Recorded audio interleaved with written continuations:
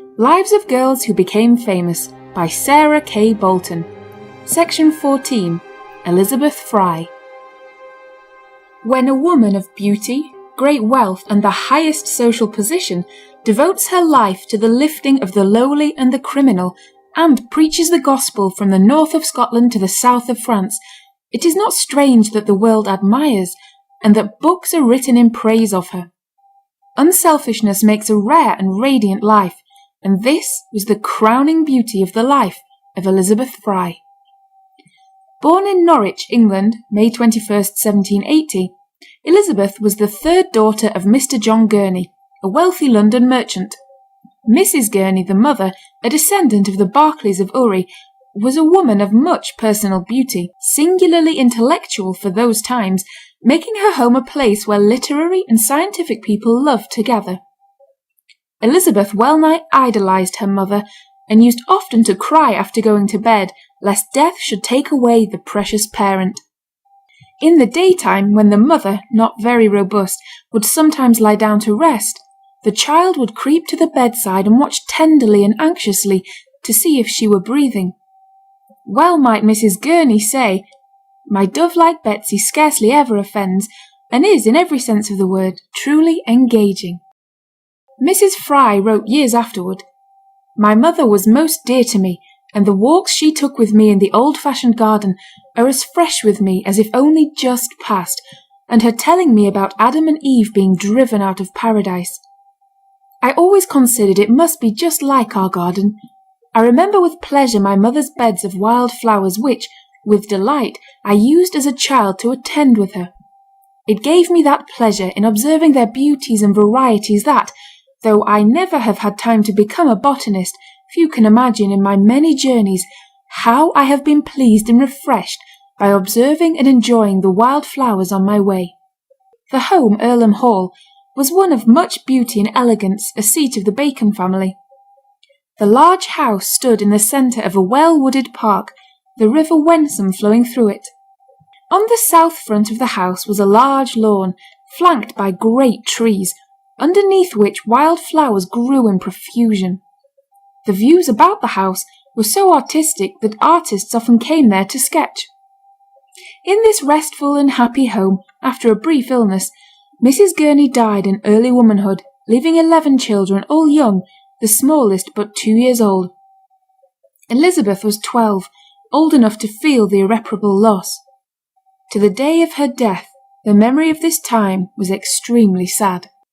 She was a nervous and sensitive child, afraid of the dark, begging that a light be left in her room, and equally afraid to bathe in the sea.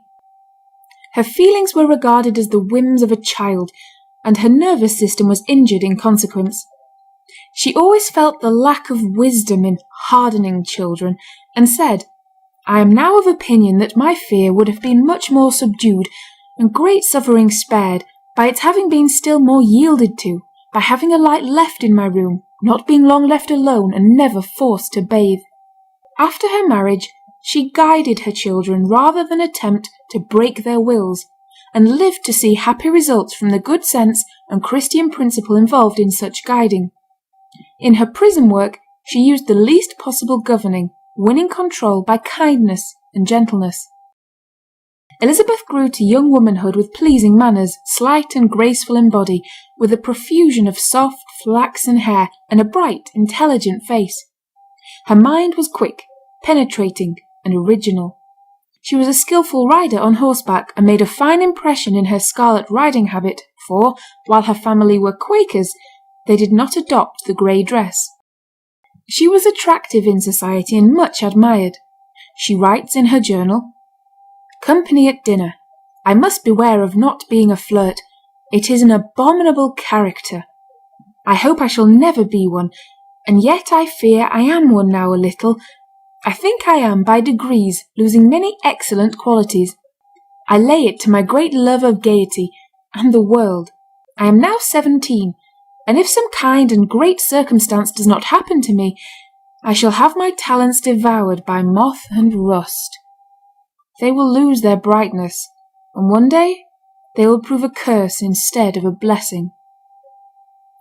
Before she was 18, William Savery, an American friend, came to England to spend 2 years in the British Isles preaching. The 7 beautiful Gurney sisters went to hear him and sat on the front seat, Elizabeth, with her smart boots purple, laced with scarlet. As the preacher proceeded, she was greatly moved, weeping during the service and nearly all the way home. She had been thrown much among those who were deists in thought, and this gospel message seemed a revelation to her. The next morning Mr. Savery came to Earlham Hall to breakfast. From this day, say her daughters in their interesting memoir of their mother, her love of pleasure in the world seemed gone. She herself said in her last illness, "Since my heart was touched at the age of 17, I believe I never have awakened from sleep, in sickness or in health, by day or by night, without my first waking thought being how best I might serve my Lord." Soon after she visited London, that she might, as she said, try all things, and choose for herself what appeared to her to be good. She wrote, "I went to Drury Lane in the evening. I must own I was extremely disappointed. To be sure the house is grand and dazzling, but I had no other feeling whilst there than that of wishing it over. I called on Mrs. Siddons, who was not at home, then on Mrs. Twiss, who gave me some paint for the evening.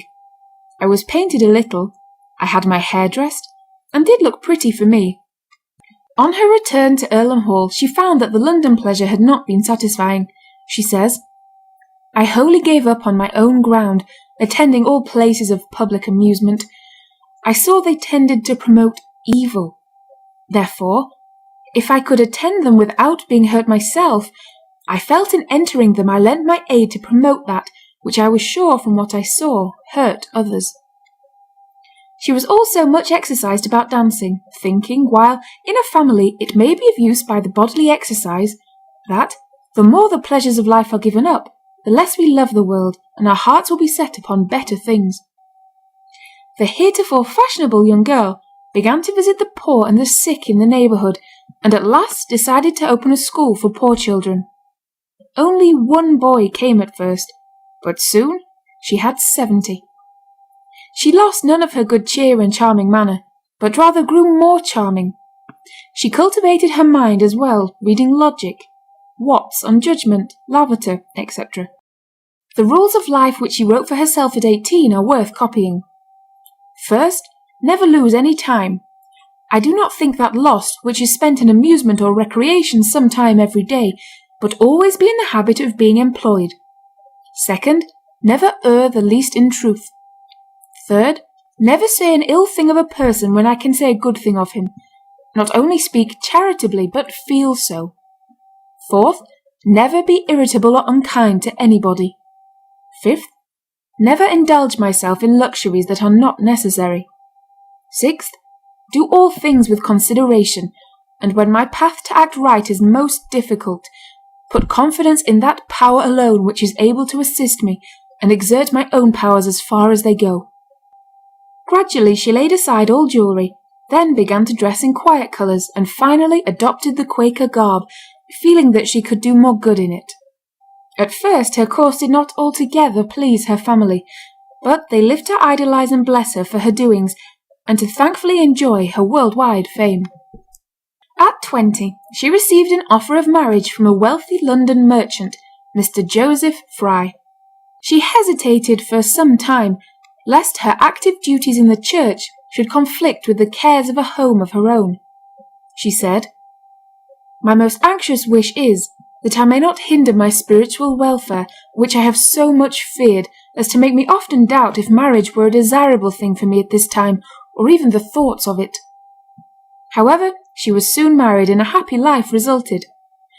For most women this marriage, which made her the mother of 11 children, would have made all public work impossible, but to a woman of Elizabeth Fry's strong character nothing seemed impossible. Whether she would have accomplished more for the world had she remained unmarried, no one can tell. Her husband's parents were plain, consistent friends, and his sister became especially congenial to the young bride. A large and airy house was taken in London, St. Mildred's Court, which became a centre for Friends in both Great Britain and America. With all her wealth and her fondness for her family, she wrote in her journal, "I have been married 8 years yesterday. Various trials of faith and patience have been permitted me. My course has been very different to what I had expected.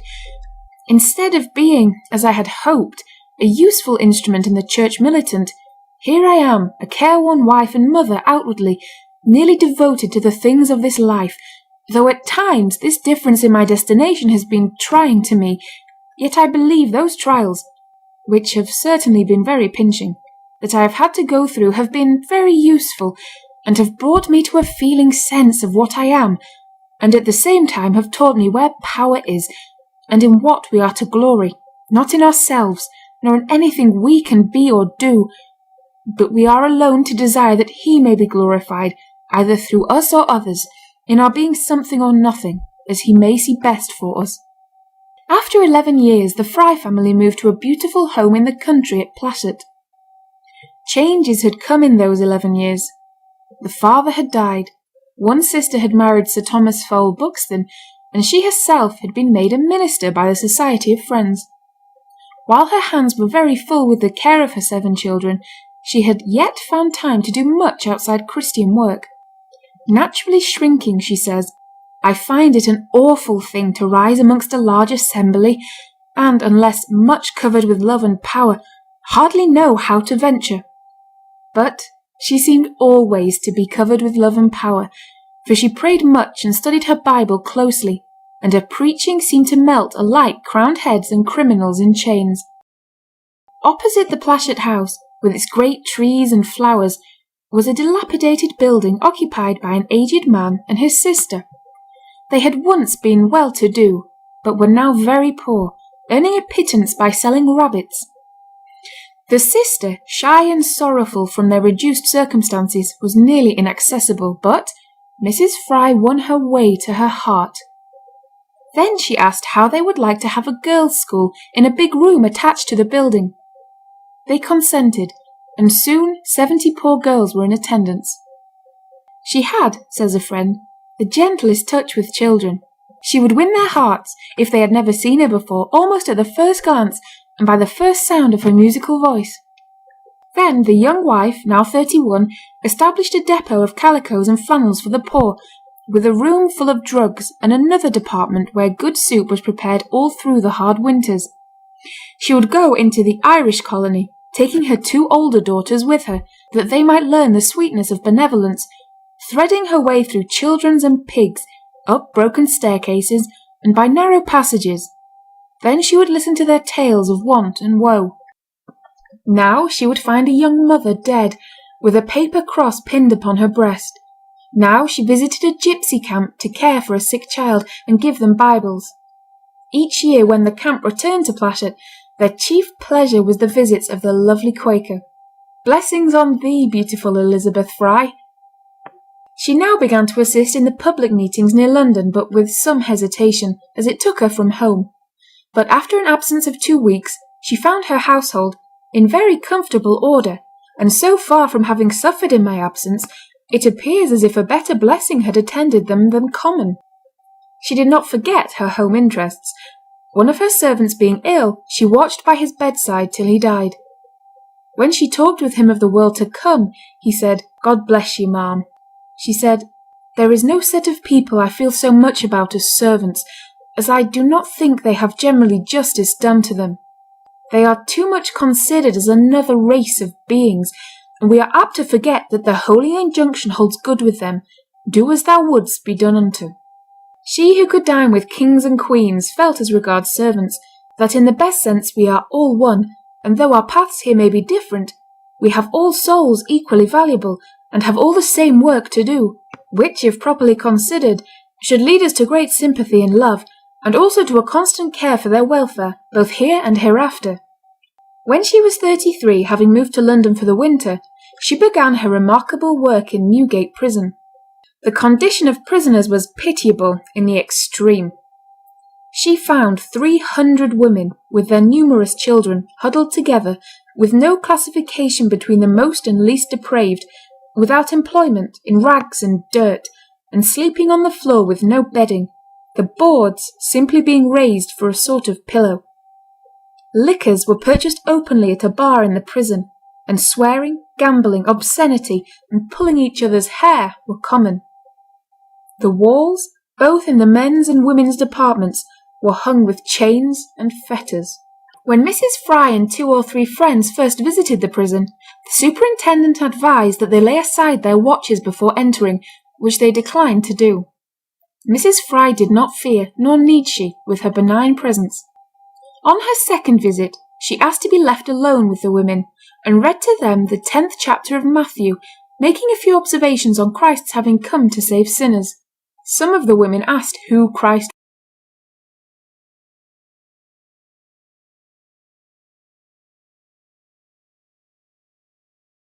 was. Who shall forgive us for such ignorance in our very midst? The children were almost naked and ill from want of food, air, and exercise. Mrs. Fry told them that she would start a school for their children, which announcement was received with tears of joy. She asked that they select one from their own number for a governess. Mary Connor was chosen, a girl who had been put in prison for stealing a watch. So changed did the girl become under this new responsibility that she was never known to infringe a rule of the prison. After 15 months she was released, but died soon after of consumption. When the school was opened for all under 25, the railing was crowded with half-naked women, struggling together for the front situations with the most boisterous violence and begging with the utmost vociferation. Mrs. Fry saw at once the need of these women being occupied, but the idea that these people could be induced to work was laughed at as visionary by the officials. They said the work would be destroyed or stolen at once. But the good woman did not rest till an association of 12 persons was formed for the improvement of the female prisoners of Newgate, to provide for the clothing, the instruction, and the employment of the women, to introduce them to a knowledge of the Holy Scriptures, and to form in them as much as possible those habits of order, sobriety, and industry which may render them docile and peaceable whilst in prison, and respectable when they leave it. It was decided that Botany Bay could be supplied with stockings, and indeed with all the articles needed by convicts, through the work of these women. A room was at once made ready, and matrons were appointed. A portion of the earnings was to be given the women for themselves and their children. In 10 months they made 20,000 articles of wearing apparel, and knit from 60 to 100 pairs of stockings every month. The Bible was read to them twice each day. They received marks for good behaviour, and were as pleased as children with the small prizes given them. One of the girls who received a prize of clothing came to Mrs. Fry and hoped she would excuse her for being so forward, but if she might say it, she felt exceedingly disappointed. She little thought of having clothing given to her, but she had hoped I would have given her a Bible, that she might read the Scriptures herself. No woman was ever punished under Mrs. Fry's management. They said it would be more terrible to be brought up before her than before the judge. When she told them she hoped they would not play cards, 5 packs were at once brought to her and burned. The place was now so orderly and quiet that Newgate had become almost a show. The statesman and the noble, the city functionary and the foreign traveller, the high-bred gentlewoman, the clergyman and the dissenting minister, flocked to witness the extraordinary change, and to listen to Mrs. Fry's beautiful Bible readings. Letters poured in from all parts of the country, asking her to come to their prisons for a similar work, or to teach others how to work. A committee of the House of Commons summoned her before them to learn her suggestions, and to hear of her methods, and later the House of Lords. Of course, the name of Elizabeth Fry became known everywhere. Queen Victoria gave her audience, and when she appeared in public, everybody was eager to look at her. The newspapers spoke of her in the highest praise. Yet with a beautiful spirit she writes in her journal, "I am ready to say in the fullness of my heart, surely it is the Lord's doing and marvellous in our eyes. So many are the providential openings of various kinds. Oh, if good should result, may the praise and glory of the whole be entirely given where it is due by us, and by all, in deep humiliation and prostration of spirit." Mrs. Fry's heart was constantly burdened with the scenes she witnessed. The penal laws were a caricature on justice. Men and women were hanged for theft, forgery, passing counterfeit money, and for almost every kind of fraud. One young woman, with a babe in her arms, was hanged for stealing a piece of cloth worth $1.25. Another was hanged for taking food to keep herself and little child from starving. It was no uncommon thing to see women hanging from the gibbet at Newgate because they had passed a forged £1 note, equivalent to $5. George Cruikshank in 1818 was so moved at one of these executions that he made a picture which represented 8 men and 3 women hanging from the gallows, and a rope coiled around the faces of 12 others. Across the picture were the words, "I promise to perform during the issue of banknotes easily imitated, for the Governors and Company of the Bank of England." He called the picture a banknote not to be imitated. It at once created a great sensation. Crowds blocked the street in front of the shop where it was hung. The pictures were in such demand that Cruikshank sat up all night to etch another plate. The Gurneys, Wilberforce, Sir Samuel Romilly, Sir James Mackintosh all worked vigorously against capital punishment, save possibly for murder. Among those who were to be executed was Harriet Skelton, who, for the man she loved, had passed forged notes. She was singularly open in face and manner, confiding and well behaved. When she was condemned to death, it was a surprise and horror to all who knew her. Mrs. Fry was deeply interested. Noblemen went to see her in her damp, dark cell, which was guarded by a heavy iron door. The Duke of Gloucester went with Mrs. Fry to the Director of the Bank of England and to Lord Sidmouth to plead for her, but their hearts were not to be moved, and the poor young girl was hanged. The public was enthusiastic in its applause for Mrs. Fry, and unsparing in its denunciation of Sidmouth. At last, the obnoxious laws were changed. Mrs. Fry was heartily opposed to capital punishment. She said, "It hardens the hearts of men, and makes the loss of life appear light to them. It does not lead to reformation, and does not deter others from crime, because the crimes subject to capital punishment are gradually increasing. When the world is